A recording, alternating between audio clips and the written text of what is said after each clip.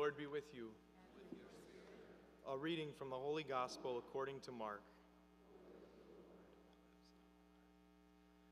When Jesus had crossed again in the boat to the other side, a large crowd gathered around him, and he stayed close to the sea. One of the synagogue officials, named Jairus, came forward.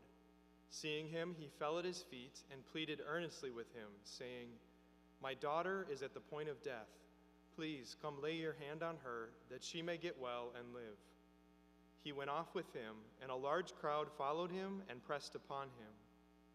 While he was still speaking, people from the synagogue official's house arrived and said, "Your daughter has died. Why trouble the teacher any longer?" Disregarding the message that was reported, Jesus said to the synagogue official, "Do not be afraid, just have faith." He did not allow anyone to accompany him inside except Peter, James, and John, the brother of James. When they arrived at the house of the synagogue official, he caught sight of the commotion. People were weeping and wailing loudly. So he went in and said to them, "Why this commotion and weeping? The child is not dead, but asleep." And they ridiculed him. Then he put them all out. He took along the child's father and mother and those who were with him, and entered the room where the child was. He took the child by the hand and said to her, "Talitha koum," which means, "Little girl, I say to you, arise." The girl, a child of 12, arose immediately and walked around. At that they were utterly astounded. He gave strict orders that no one should know this, and said that she should be given something to eat. The Gospel of the Lord.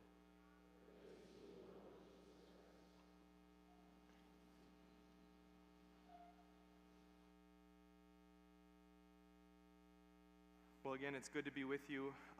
Father Ryan Shustacek is my name, the new associate here, and so you'll have to give me some leeway here as I try to figure out how things are done. We'll just chalk them up to rookie mistakes. But I also have a family of 5. I'm from St. Michael, Minnesota, and my family's actually here in one of the front rows, so they're like, "Why are you calling me out? You said you weren't going to do that." I've been a priest for a month, so I'm a baby. Yeah.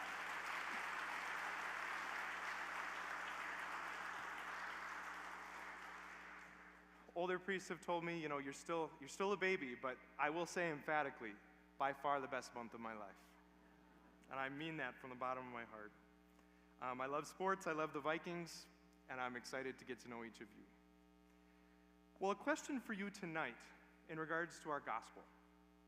So, why do we ask God for things?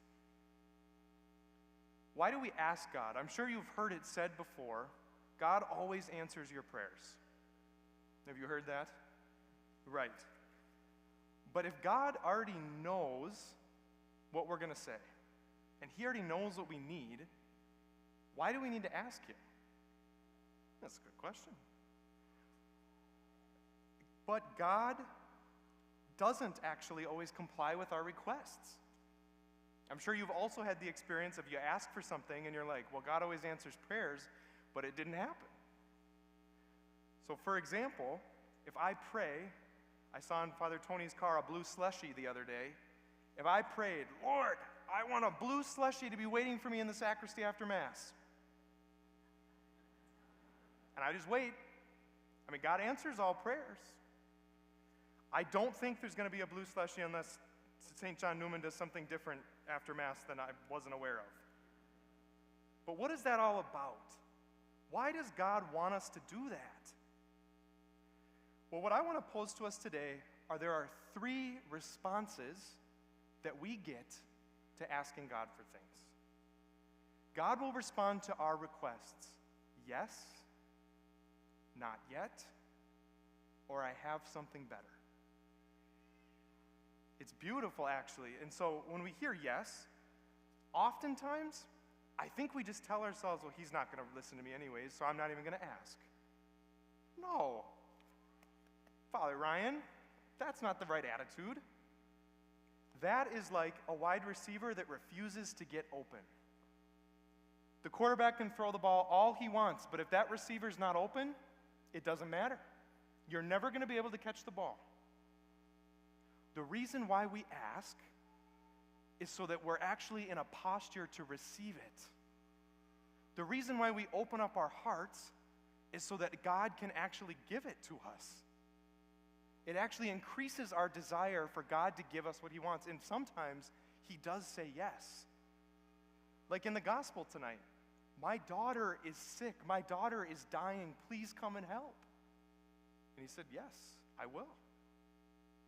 Talitha kum, she rises and she walks around. So we need to have the faith. So many times he does say yes. Now there are other times where he says not yet. In my own life, it can be very mysterious sometimes. Like, okay, I'm asking for this, but it doesn't seem like it's coming. I would ask God as a kid all the time, what do you want me to do when I grow up? I'm an 8-year-old kid. What do you want me to do when I grow up? What do you want me to do? Just hope in the heavens. Let me know. I'll do it. If he would have told me as an 8-year-old that I would be a priest, I think I would have freaked out. I don't know if your parents ever told you. My parents are here. They're like, again, stop preaching about me. But they would say, I should give you what you ask for sometimes. As a kid, you ask for these things, and they're like, no, that's actually not good for you. Or it's not good for you yet to know that. But that's the thing that God says to us. He actually has the full scope of what's going on. He has this beautiful, large view, and so sometimes, even though we're asking for something, he says, not yet. Not yet. God waited until I could receive my vocation in a good way. And sometimes he does that with other things. I have more to tell you, Jesus says, but you cannot bear it now. And that's actually a good thing. That's a beautiful thing. It's like the song says, I lean not on my own understanding. My life is in the hands of the maker of heaven. So we have yes, not yet. And the final one I want to point out is, I have something better for you. This one takes a lot of faith. If we view history, all of human history, from the time of Adam and Eve until the very end, it's not only one chapter of one book, of one series, of one volume, it's this huge, long, beautiful story. And you and I here tonight, we are on one line of one chapter in one book. We don't know the plot perfectly. We have an idea. But the Lord himself is the author. And this requires trust. This is hard. This is not me saying that that's an easy thing. But what I'm saying is sometimes we ask for things, and we're the wide receiver, we're open, but he's going to say to us, what you're asking for actually isn't good, or it is good, but I have something even better that I want to give you instead. That requires trust. But we need to believe that the God who made us, who made the world, who knows everything about our life, who knows what will actually make us happy, is going to give us what we need. I have something better. It's like the kid when he gets done with a long run or he goes to the park and he's like, oh, Mom, I really want a blue slushie. And she says, no, I think you'd be better served with a large glass of water, actually. You see, what you're bringing to me is your thirst. And you jumped automatically to the slushie. But you and I both know that that's not going to do it for you. Sometimes with our prayers, God responds, I have something better. But that requires trust.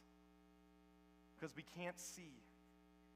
And so my encouragement today is just to ask God, is there something in your life, a healing, a conversion, maybe of yourself or someone else, a job, whatever it is, and if that thing is coming to mind right now, that's it. I'd invite you to bring that to God and ask him. Ask him in the position of the wide receiver being open. Lord, I'm going to ask you for this. I want X, Y, and Z.